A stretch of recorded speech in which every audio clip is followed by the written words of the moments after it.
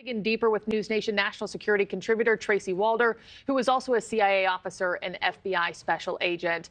Tracy, always good to see you. I wanted to start off with some polling, new polling that we got. The latest News Nation Decision Desk HQ poll found that 77% of Americans are either very or somewhat concerned that Israel's war on Hamas will lead to a terrorist attack here in the United States. And just to remind our viewers at home, you were very involved with tracking down the perpetrators of the 9/11 attacks, including Osama bin Laden. How do the anxieties we're experiencing now with the war in Israel compare to what we felt and saw after September 11th?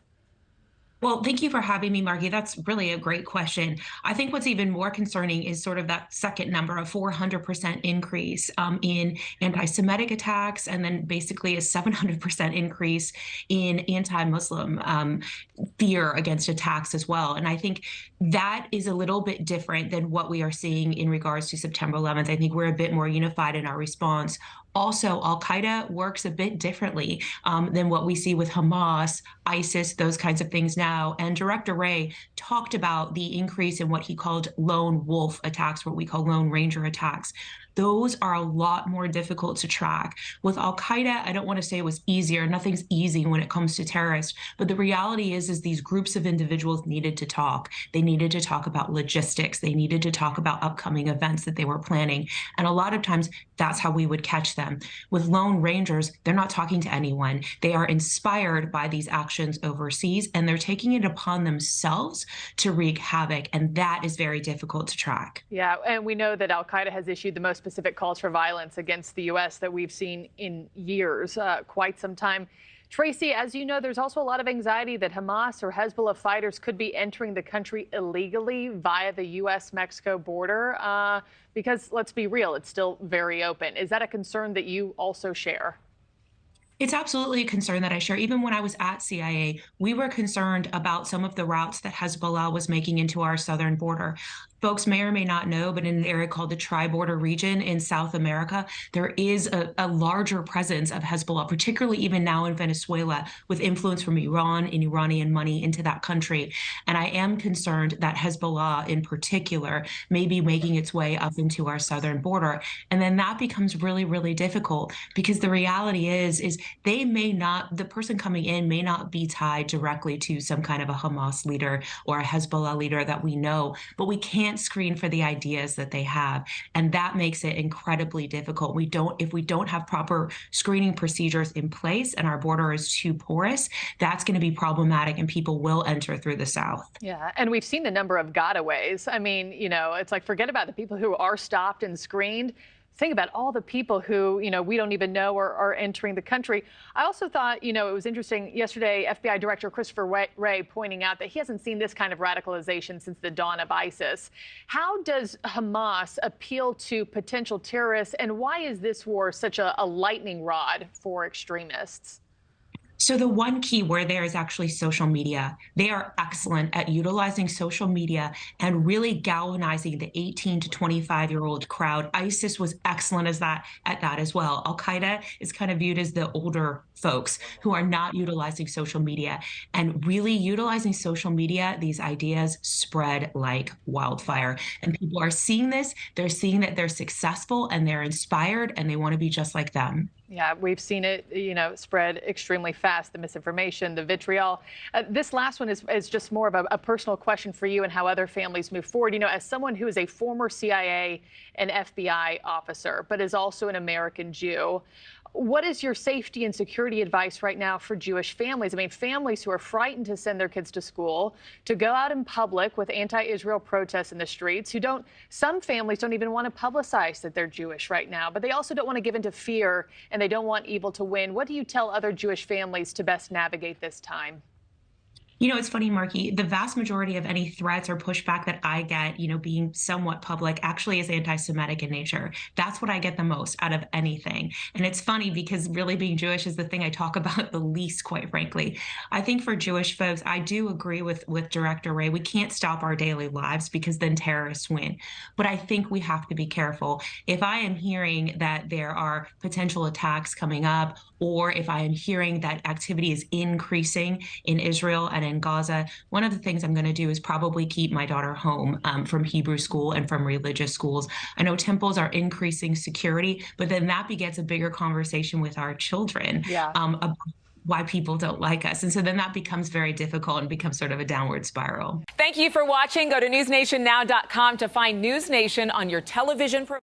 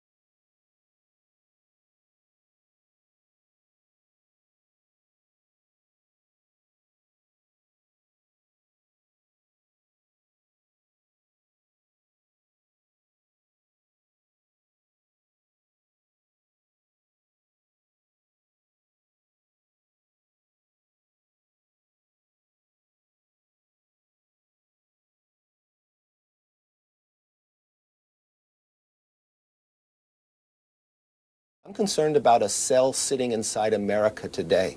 We just caught 18 people just last month on the FBI terrorist watch list coming across our border. More than 160 have done it this year, a record breaking. When we're looking around the Middle East and the uprisings popping up around Europe and others, they could be sleeper cells right now in America, but this administration has done nothing to change what's happening on the southern border.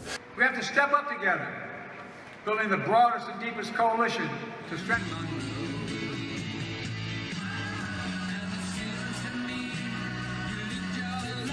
We start this noon with a significant development in the case of a man found dead at an amusement park in Glenwood Springs. Investigators just revealed the man was dressed in tactical gear and was found heavily armed with guns and bombs. Our investigative reporter Jeremy Hoholike here with the latest details in this case at Glenwood Caverns. This is all very alarming, Jeremy, honestly. Yeah, we should start off by saying there's really no threat to the public at this moment. But this revelation certainly raises all sorts of questions. And this news also indicates that this man had plans to do something quite devastating here. So let's begin how this all unfolded starting on Saturday morning. Someone found a man's body inside the Glenwood Caverns Adventure Park.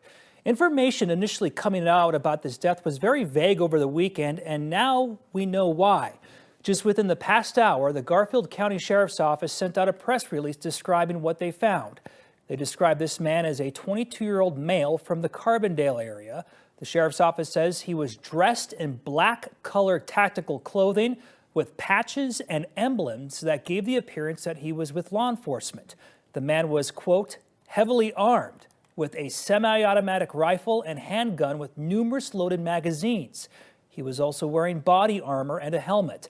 Investigators say they also found improvised explosives devices on him and in a car associated with him. The bomb squad had to disable these devices over the weekend. The press release also contains this alarming statement that says in part, quote, the suspect could have implemented an attack of devastating proportions upon our community and our first responders. We began with a warning from the FBI director after a Jordanian citizen living here in Houston was arrested for looking into how to make bombs and supported killing Jews. Our Matt Doherty is live in Spring tonight with new details in the case you first saw here on KHOU 11 News. Matt? Yeah, this is one of the gun ranges where the suspect practiced firing weapons. The feds say he took video of that practice and posted it to social media. That's what first put him on the radar of the FBI. 20-year-old Sohaib Abu Yash is in federal custody tonight. Federal law prohibits most immigrants seeking asylum from possessing or firing a weapon. But that's exactly what prosecutors say he did, and in new court documents, that's not all they're alleging. The feds say Abu Yash was in contact with others who share a radical mindset and also viewed specific and detailed content posted by radical organizations. That content included lessons on how to make bombs or explosive devices. Prosecutors say he also made statements to others that supported the killing of people of certain religious faiths. They also say he had conversations about violence and being a martyr in support of a religious cause. Our most immediate concern is that violent extremists, individuals or small groups, will draw inspiration from the events in the Middle East. The FBI's director today referencing Abu Yash during a hearing on Capitol Hill.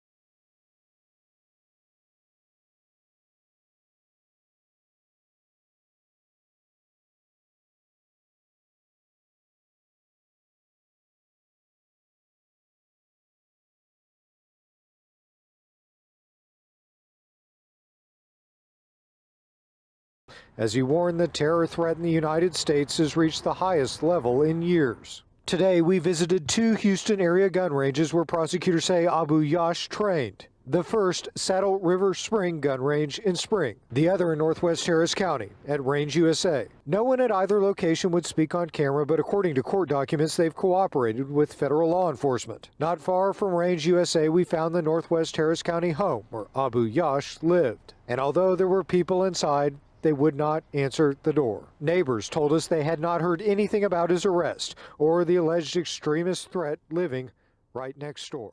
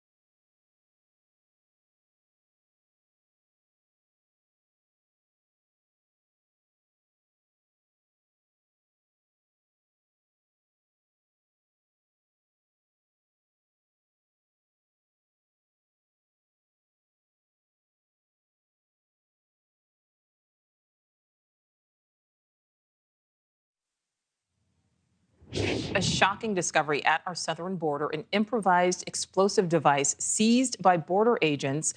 And as News Nation has exclusively reported, this is not the first time such a discovery has been made. Correspondent Allie Bradley is live in Arizona. Allie, what more do we know?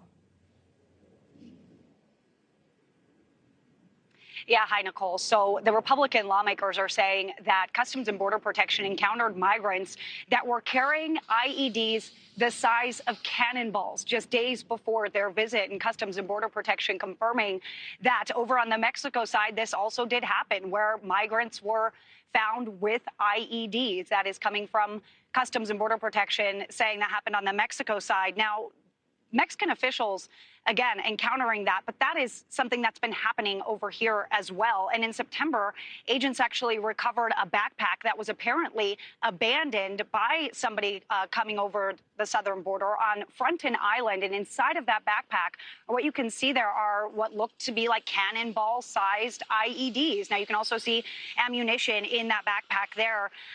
No migrants were on scene, according to Texas DPS, at the time of that discovery. And back in May, I was exclusively reporting that explosive devices were found, carried in by people trying to cross the southern border. So as tensions were running high back in May with the end of Title 42 approaching and News Nation exclusively confirming that this improvised explosive device was intercepted by CBP officials at an Arizona port of entry.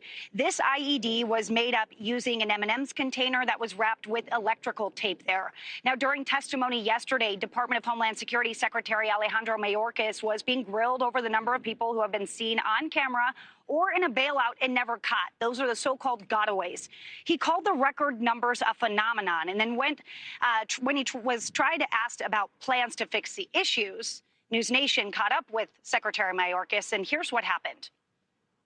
I believe, Senator, that number is over 600,000, and as I'm sure you are well aware, the phenomenon of gotaways is something that has been a challenge for the Department of Homeland Security for decades. In fact, it is a powerful example of a broken immigration system.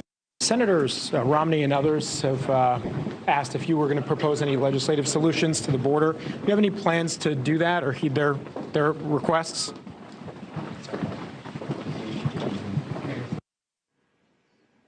Now, this, of course, comes at a time when FBI Director Christopher Wray said this is not a time to panic, Nicole, but it is a time to be vigilant. If you see something, say something. Absolutely. All right, Allie Bradley, thank you. Thank you for watching. Go to newsnationnow.com to find News Nation on your television provider. And don't forget to click the red subscribe.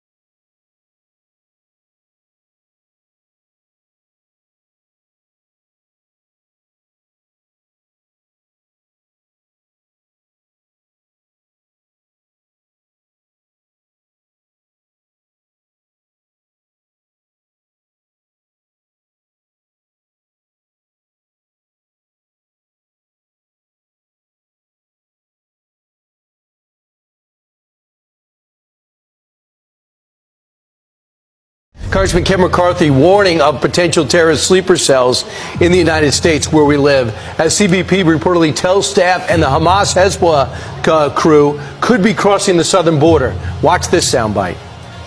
I'm concerned about a cell sitting inside America today. We just caught 18 people just last month on the FBI terrorist watch list coming across our border. More than 160 have done it this year, a record breaking. When we're looking around the Middle East and the uprisings popping up around Europe and others, they could be sleeper cells right now in America. Here to react and break down the border crossings is the man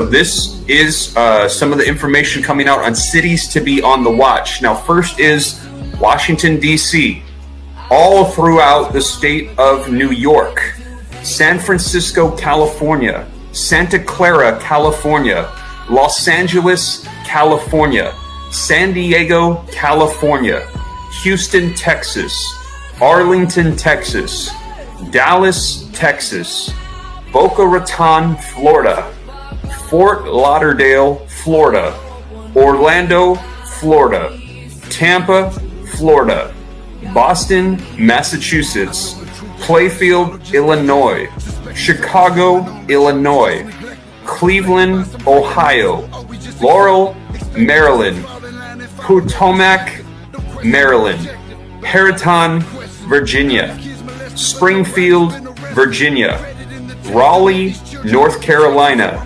Philadelphia, Pennsylvania, Charlotte, North Carolina, Detroit, Michigan, Columbia, Missouri, Kansas City, Missouri, Denver, Colorado, Oklahoma City, Oklahoma, Tucson, Arizona, and Seattle, Washington. That is the list that they currently have where they're saying, please be on the lookout. Not only is there concern of physical attacks, of possible attacks on people with devices, but in addition to that, they are saying these are the cities to be mindful of, to watch against attacks against our infrastructure systems for our water, our electrical grids, taking down our airports. They're trying to shut down our systems to wreak havoc on our daily lives, on the citizens here on U.S. soil. And they're saying this is likely the route we'll be going if by chance this war continues, if there's official war declared. And again, like this is, when I heard the list, I was shocked at how many cities are on this list. And also, too, what we're hearing is they are planning, this is what they believe. Now, we will see. And all of this is just hearsay coming out from the FBI. Like, I know a lot of people are saying, is this actually legitimately what's happening? But here's the thing. They're saying that they're planning a coordinated attack. So in other words, imagine, if you will, all of these cities on one day getting hit all at once, not randomly, but a coordinated effort. So that way, all of a sudden, one day we wake up and this city gets hit, and this city gets hit, and this city gets hit, all of them coordinated at the same time to wreak havoc all at once on one day. And that is what they're saying to watch for. So major cities like this all around the nation. So this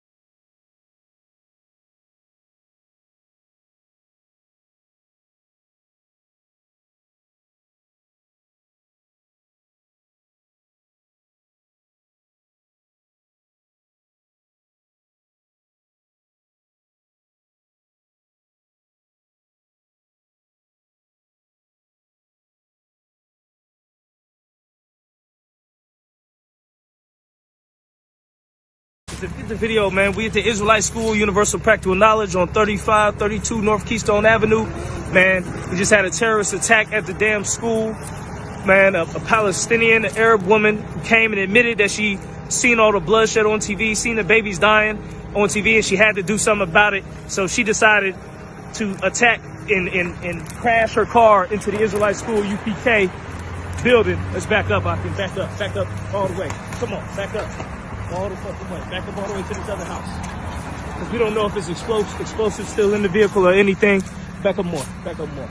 So we're going to make sure to give it some space while he's moving that damn car around. We seeing multiple, possible enemies flying by. See, this is all that's going on in the world, man.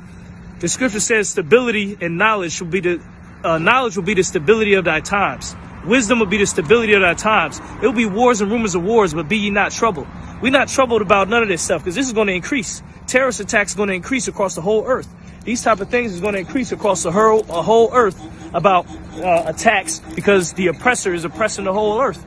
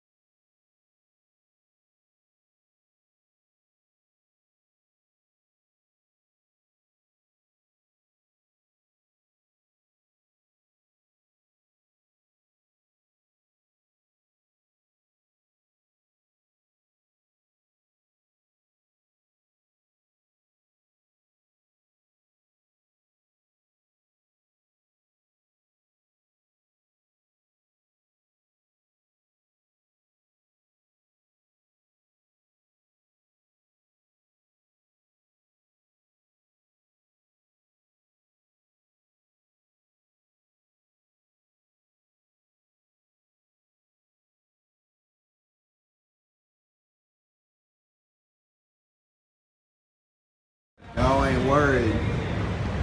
Look at this. I'm telling y'all, it's coming. What is going on?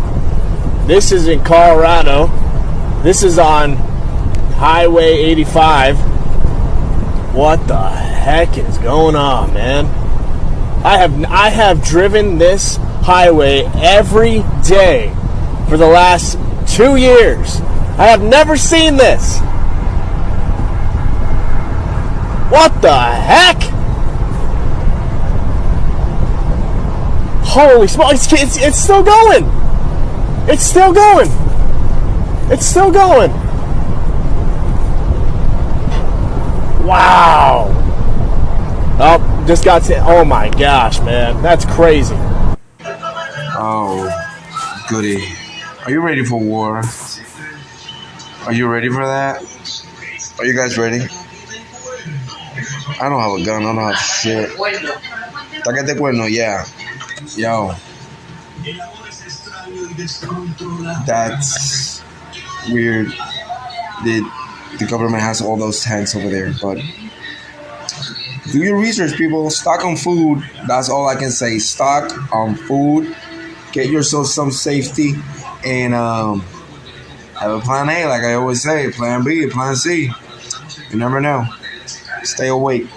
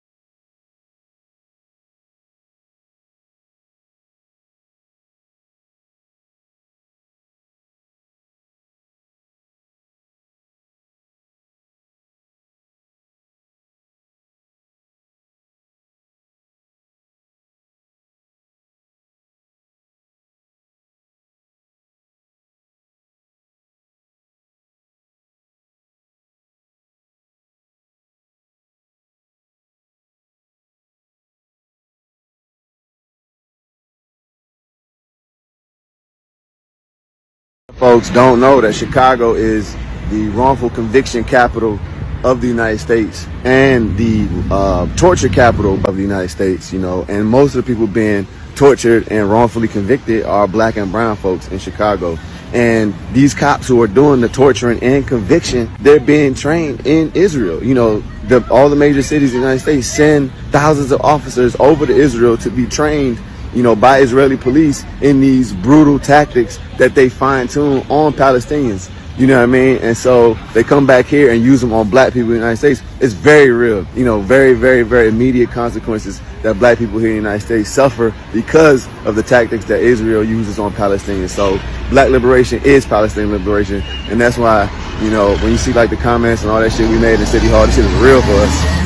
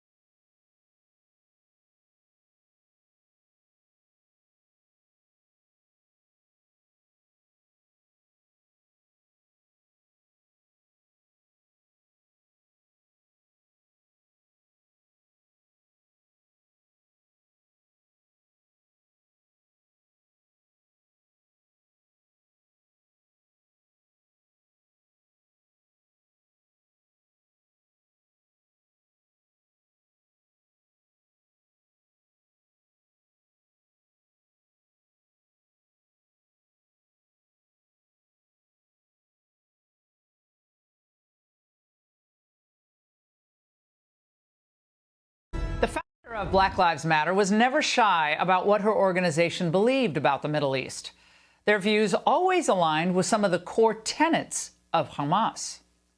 What does the Black Lives Matter movement have to do with Palestine? I know a lot of people ask that. A lot of black people ask that. We have to be a part of Palestinian solidarity. And Palestine is our generation South Africa. Okay.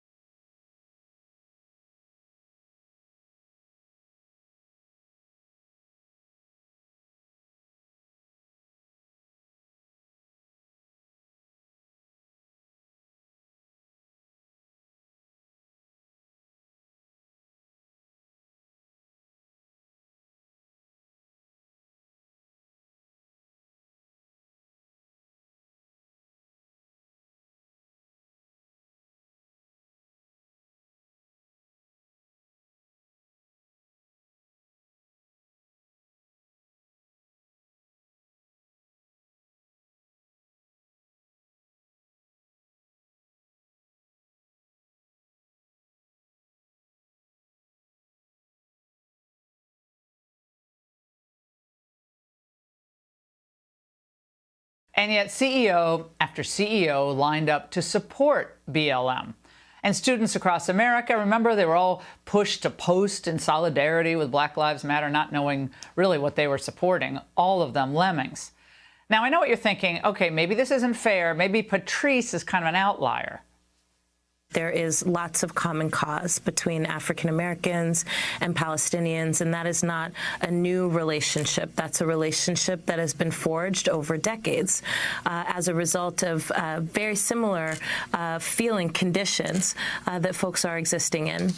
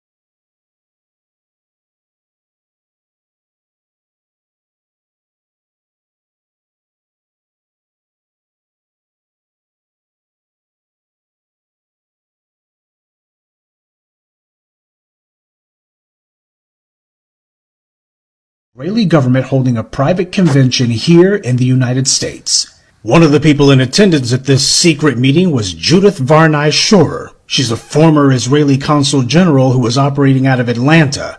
She was one of the main people saying that the biggest problem that they had was young black people in the United States. But don't worry, they've got some black leaders on the payroll. The major problem of Israel is with the young generation of the black community. The problem of Israel is with the young generation of the black community. Black is with the young generation of the black community. This was an Israeli government official who was saying this, not some low-level operative or some rogue member of their diplomatic corps. This was a senior member of their administrative government who was saying this on American soil. Their biggest problem wasn't Hamas or Hezbollah or the Palestinian Authority or Syria or even Iran.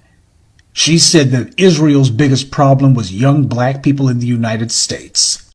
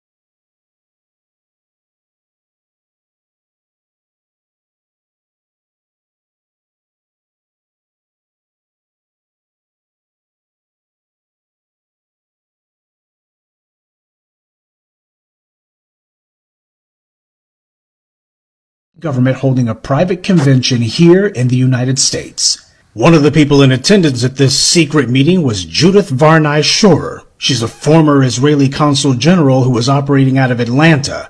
She was one of the main people saying that the biggest problem that they had was young black people in the United States. But don't worry, they've got some black leaders on the payroll.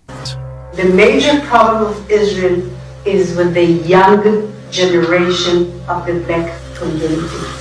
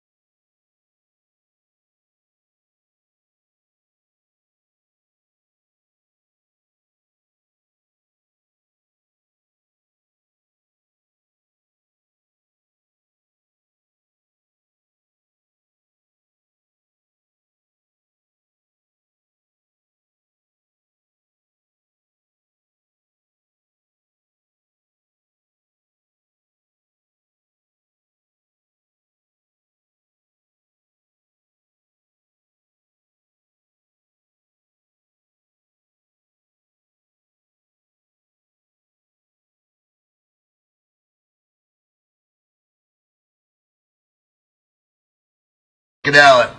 $40 billion is missing in American banks.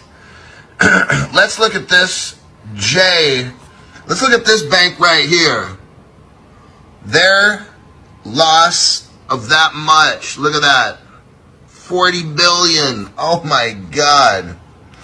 It's a 20% rise over the previous quarter. Oh man, not looking good. Here's this other bank, 131 billion. Look at that. That's not going to be good. Do you see what's going on? This bank and that bank. Look here. That bank lost 40 billion. And then that bank just lost 25 billion. Ladies and gentlemen, it's coming next year. This is Crypto Hulk. I got a live stream Saturday, November 4th, 7:30.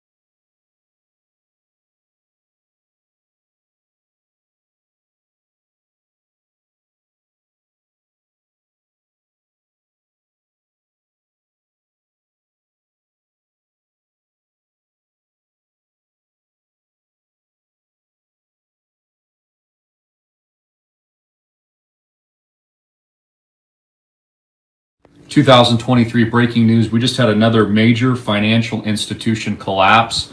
All deposits have been seized by the FDIC. I warned earlier that I'm receiving hundreds, if not thousands, of messages from my own subscribers saying that they don't have their funds at Bank of America. Deposits are being delayed. This is a national news breaking story and event. It's been on everything from Fox News, CNN, all kinds of mainstream reporting as well, not to mention people on the ground that still don't have their pensions. This is extremely serious. So breaking news, Citizens Bank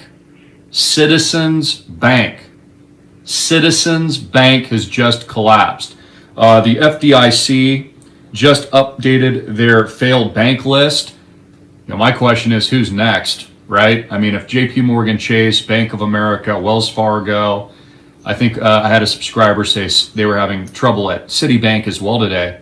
Well, who's next?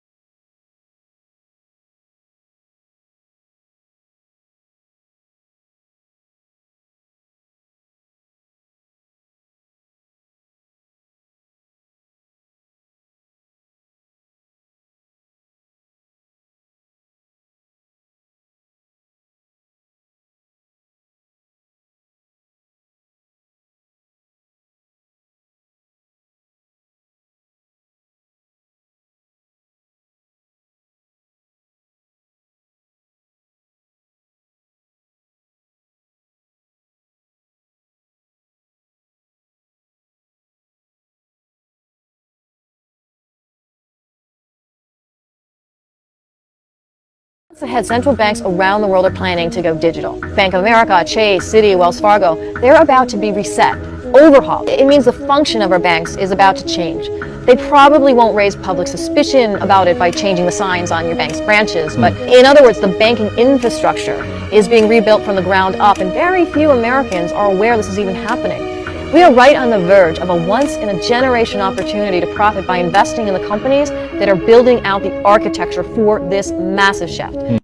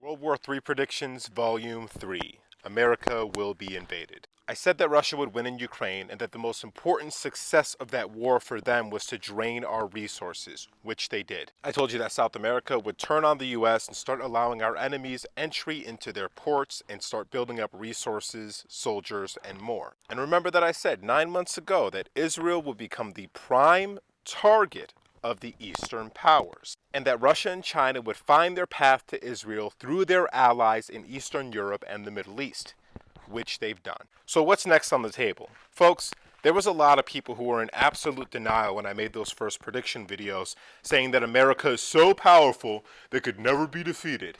They're like one in like 187 or 192 countries, and 80% of the countries absolutely can't stand our guts because we've become a global terror. America is Babylon. We've done absolutely dreadful things. Just in the past, 20 years, we've killed millions of innocent civilians for imperialistic and colonialistic goals. Gaddafi in Libya was one of the greatest leaders in modern history. He was a saint to his people, and we slaughtered him in the streets because he was no longer going to purchase oil in US dollars. Amongst other things like taking care of his own people, making Africa and the Middle East strong. Anyways, we're the baddies. We're the bad guys. And people just aren't getting this. The entire world is surrounding us. We will be invaded and we will be destroyed. And we need to be.